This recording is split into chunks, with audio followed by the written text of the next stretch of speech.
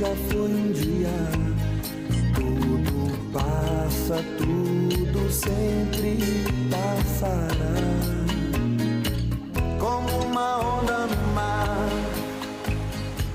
Como uma onda no mar. O surf no Brasil, no início dos anos 80, estava em total ebulição. O primeiro point na praia, assim, da contracultura no Rio. Cada dia de ensaio tem que botar, ali na época era um cruzeiro. A gente conversava tanto para fazer esse projeto, a ponto da gente ficar, assim, 4 horas dentro de um fusquinha conversando em frente ao mar de como é que seria essa aventura. Pra você ter uma ideia, eu lembro de discussões enormes sobre dinheiro. Todo mundo decidia em conjunto como é que se ia pagar uns aos outros. As crianças ficavam doidas, era jubilula! Oh!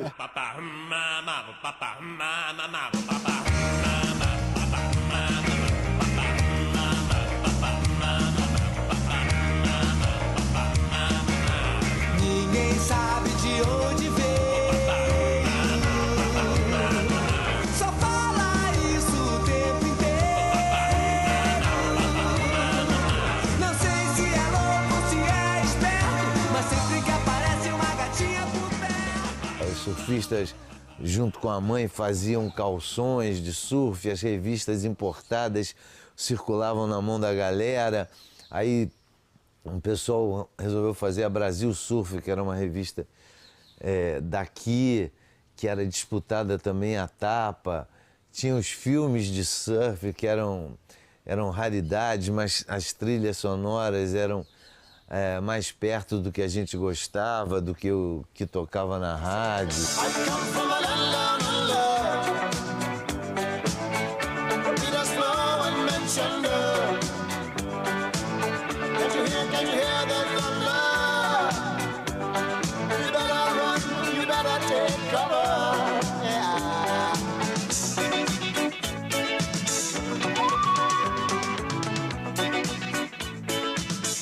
Os primeiros frequentadores do pier e, consequentemente, das dunas, né, que tinham ali, da grande duna que tinha ali de areia, eram os surfistas. Nós aparecemos lá atrás das ondas, porque o pier formou uma onda de qualidade ao lado dele, acima das ondas que a gente tinha aqui no Rio de Janeiro, na cidade. O fundo do arpoador piorou um pouquinho e o fundo do pier se fez com ondas muito boas e a gente começou a frequentar.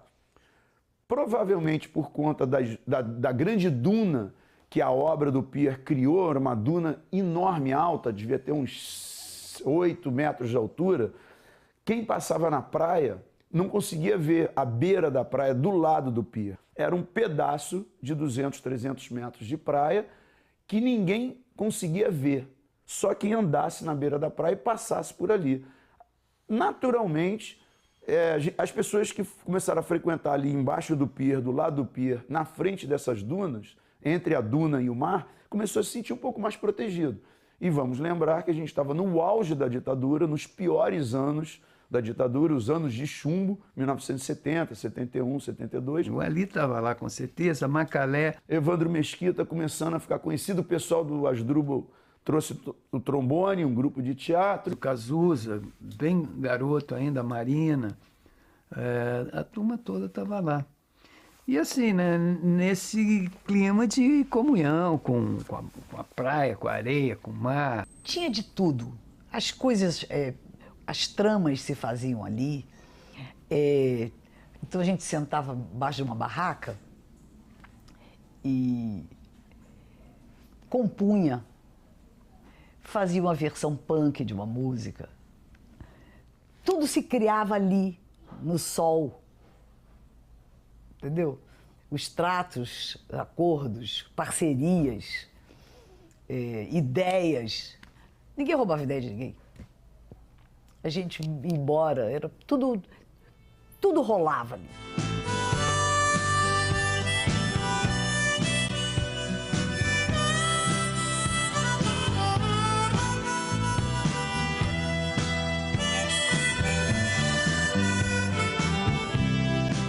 O PP apareceu para o Brasil em 75, quando ganhou o Campeonato Saquarema com uma das grandes da categoria júnior. Então o PP, hipismo, foi bem. No surf, foi super bem. entrou no voo livre, começou a ir bem.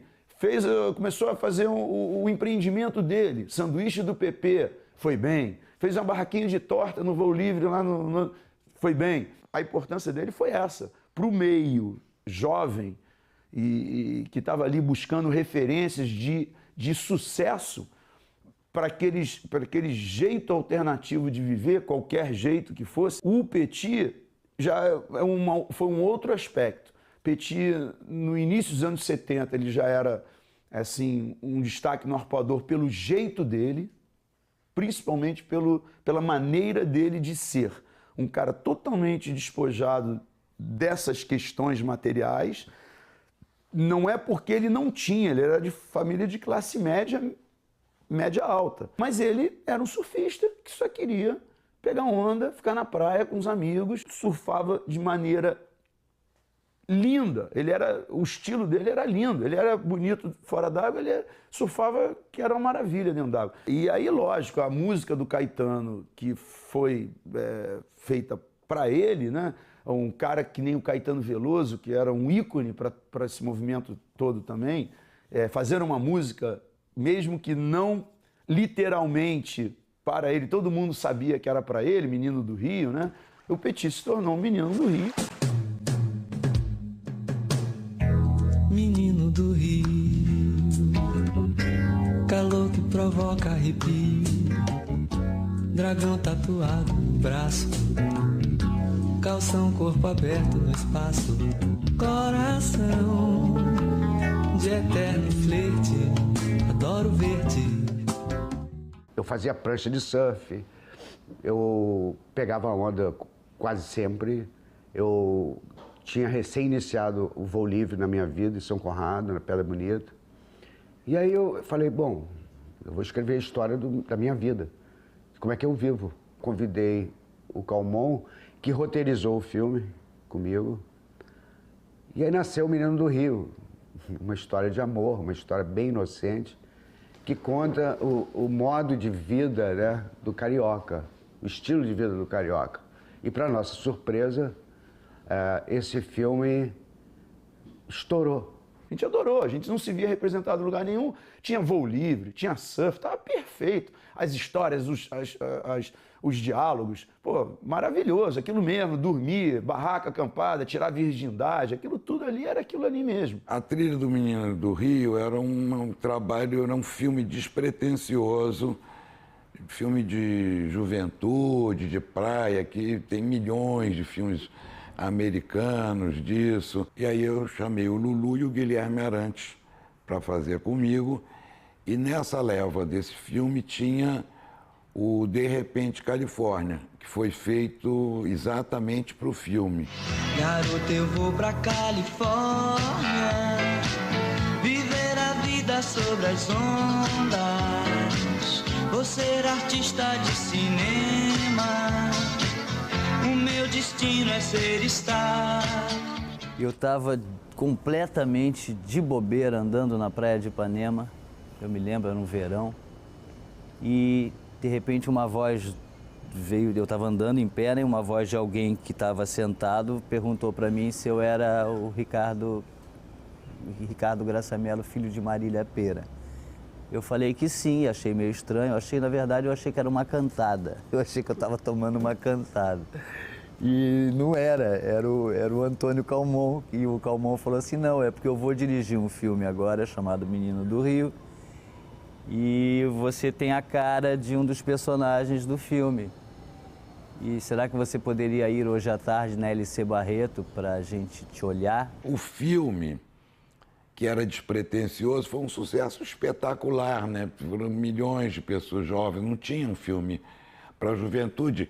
E coincidiu com um grande momento ali inicial do rock brasileiro, do pop. E nós éramos muito jovens também, então acho que esse era a novidade, talvez fosse essa. Pessoas muito jovens fazendo coisas para pessoas muito jovens. Eu acho que isso não tinha antes e eu acho que começou ali de uma maneira bacana e rica, mas ali era mais abrangente, eu acho. Talvez seja uma ilusão, não sei. Talvez representasse a minha. Você não vai me beijar? Quem falou que o amor acabou? e que os jovens não são mais românticos. É mentira. Uau, como você beija bem, hein? E aquele teu noivo? Já era. A gente se conheceu na praia, né, André? Dentro d'água. Dentro d'água. Aí eu perguntei pra ele, você não fez O Menino do Rio, esse filme? Ele falou, foi. Aí ele falou, você não faz novela? Eu falei, faço. Pô, vamos conversar, velho. Vamos. Aí a gente foi pra areia, depois de uma sessão de surf, e começou a conversar sobre fazer um programa, né, juntos. Aí passava assim um mês, aí ele falava assim, e aí, pô, tudo bem, né? Eu falei, tudo bem. Altas ondas, né? Altas ondas. Pô, a gente tem que fazer um negócio juntos.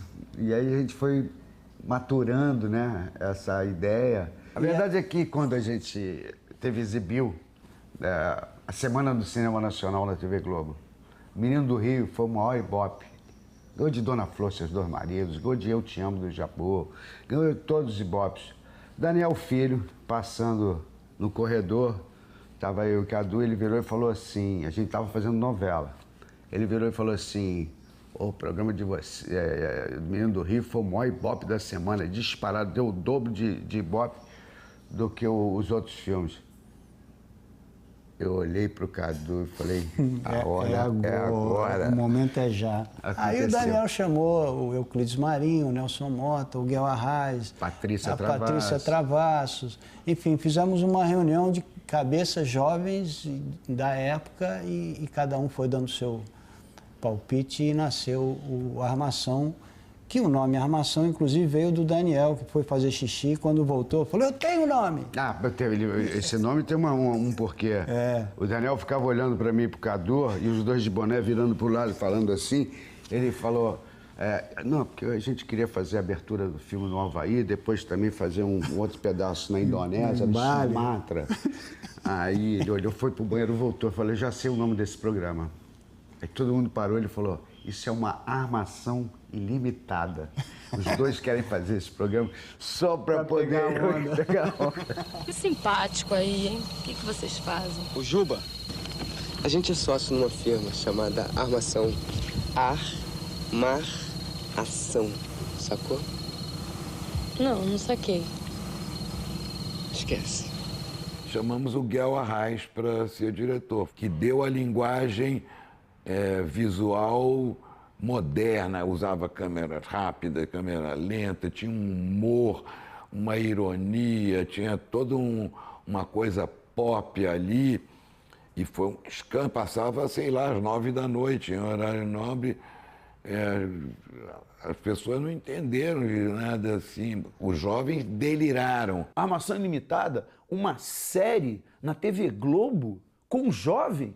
Faça-me um favor. Foi um absurdo o programa, porque nós inovamos mesmo. A linguagem da série foi revolucionária aqui para a época. Os heróis eram casados, viviam maritalmente com a mesma mulher. É uma grande novidade na época, imagina nos anos 80, dois rapazes namorando uma mesma moça. Hoje já é assim, uma coisa complicada. Ainda é. Ainda é. Né? Imagina nessa época.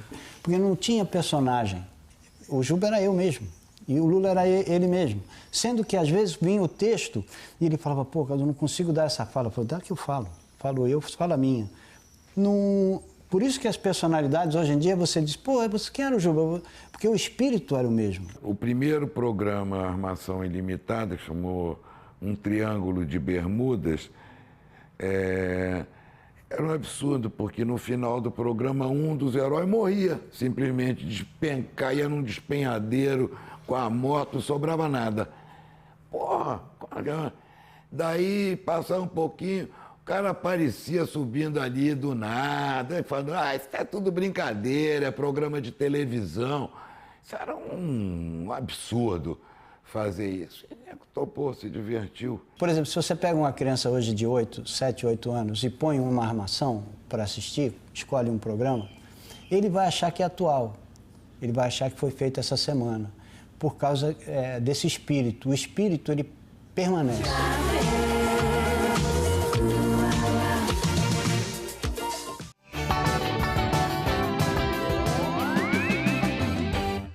Queria te tocar que aqui é uma casa de família, certo?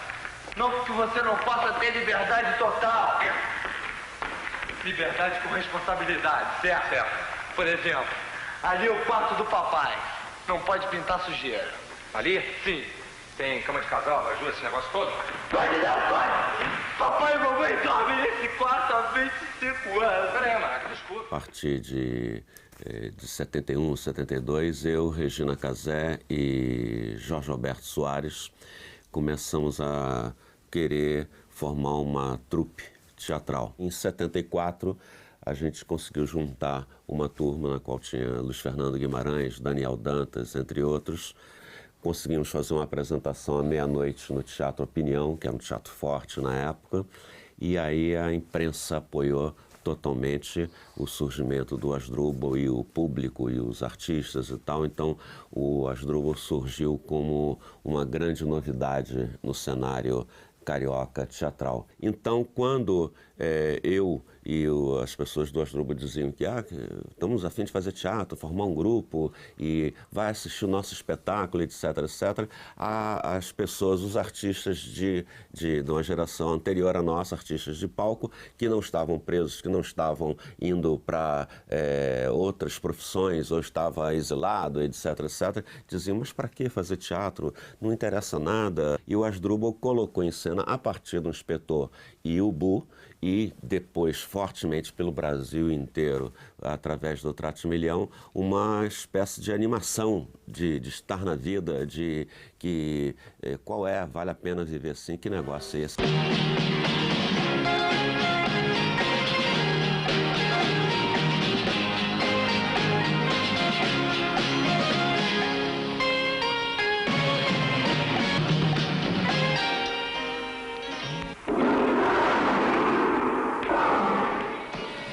Tratimilhão, criação coletiva, Asdrubal trouxe trombone. Direção e texto, Hamilton Vaz Pereira. Cenários, figurinos, adereços, idealizados, confeccionados e descolados por Regina Casé e Patrícia Travassos. Trilha sonora, todo o grupo.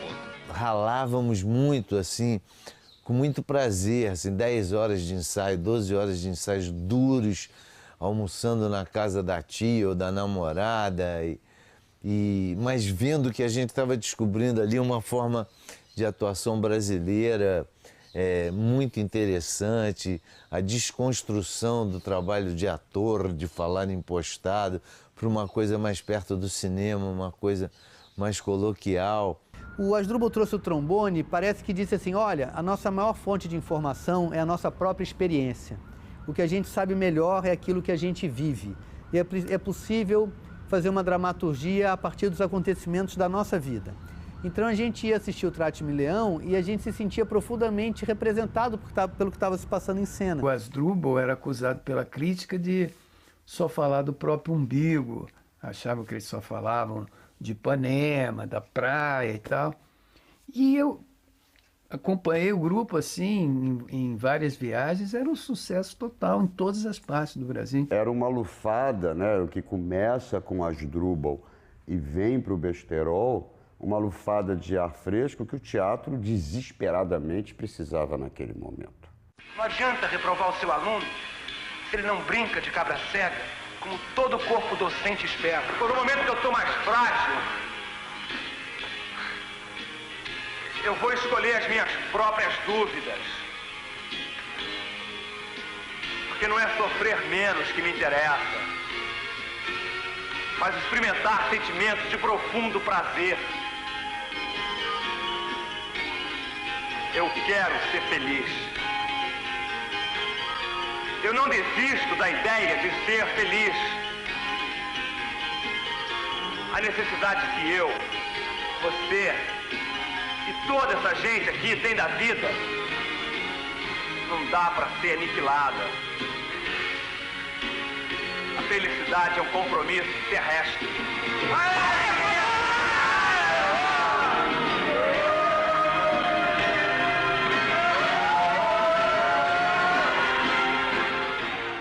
A grana da comunidade ficava numa caixinha de catupiry. Tinha essa coisa de vivenciar todas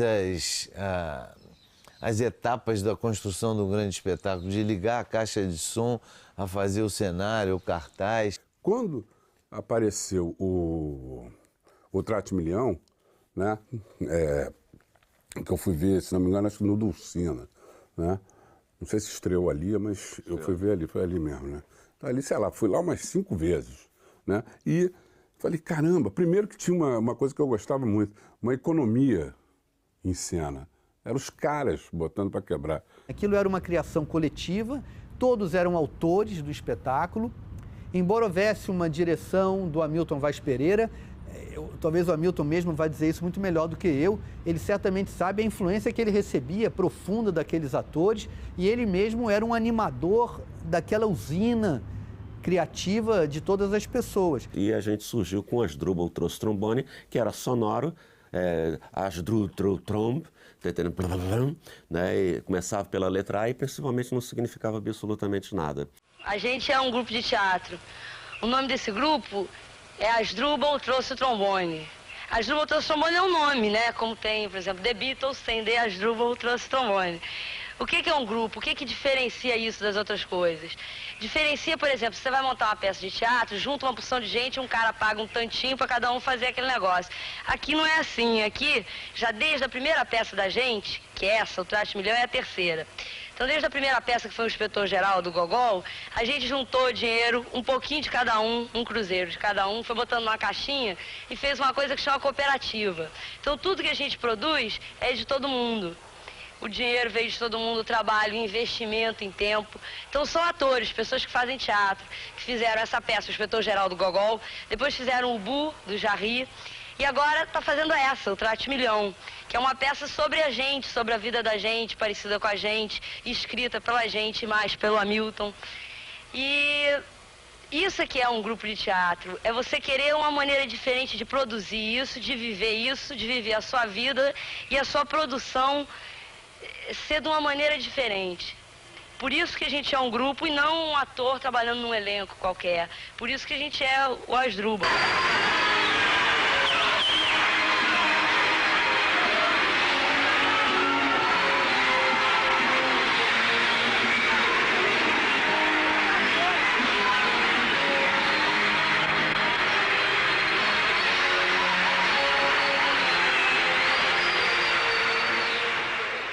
Os grupos dos anos 80 não sabiam muito bem como se chamar. O pessoal da imprensa que resolveu, o pessoal daquele espetáculo anterior ao que estava sendo anunciado como estreia novo, né, do espetáculo novo de cada grupo. Então ficou o pessoal D, o pessoal D. O que eu acho que é importante é que a gente fazia teatro para jovens, para a gente da nossa idade.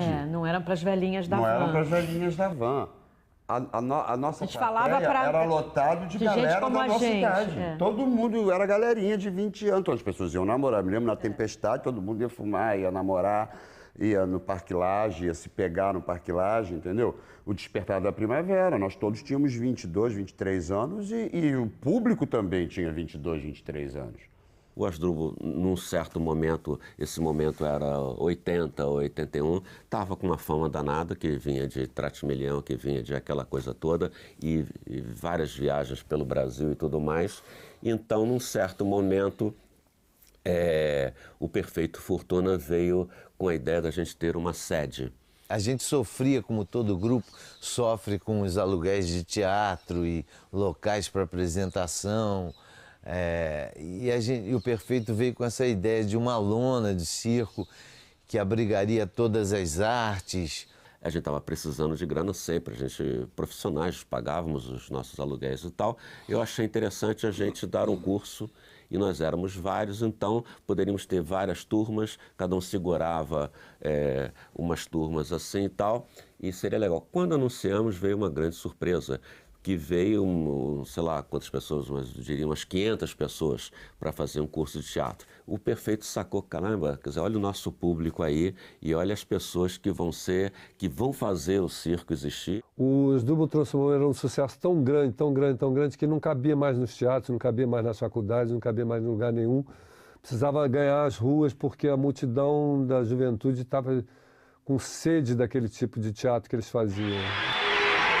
Agora a gente se profissionalizou Então agora a gente ganha dinheiro, a gente transa com dinheiro, a gente transa com as autoridades, a gente é convidado a participar das novelas da Rede Globo, a gente é convidado a participar de curta-metragens, né? Então, de repente, existe as autoridades do Teatro Nacional querendo pegar a gente para o seio da sua inteligência.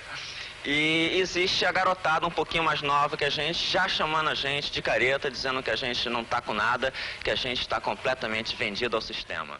O circo voador no Arpoador vai ser para sempre o último respiro da utopia, porque era uma coisa impensável até hoje você. E não era um circo qualquer, mas era um circo da rapaziada, eram as pessoas que se encontrava na praia, na rua, nos bares, eles que eram responsáveis por aquilo. Eu me lembro do sol ali no circo, parecia uma nave espacial posada num dos lugares mais bonitos do Rio de Janeiro, que era o Arpoador. Dessa maneira assim dramática. Eu tava nervoso. Nosso amor é uma orquestra sinfônica. Eu sei. E você me chamava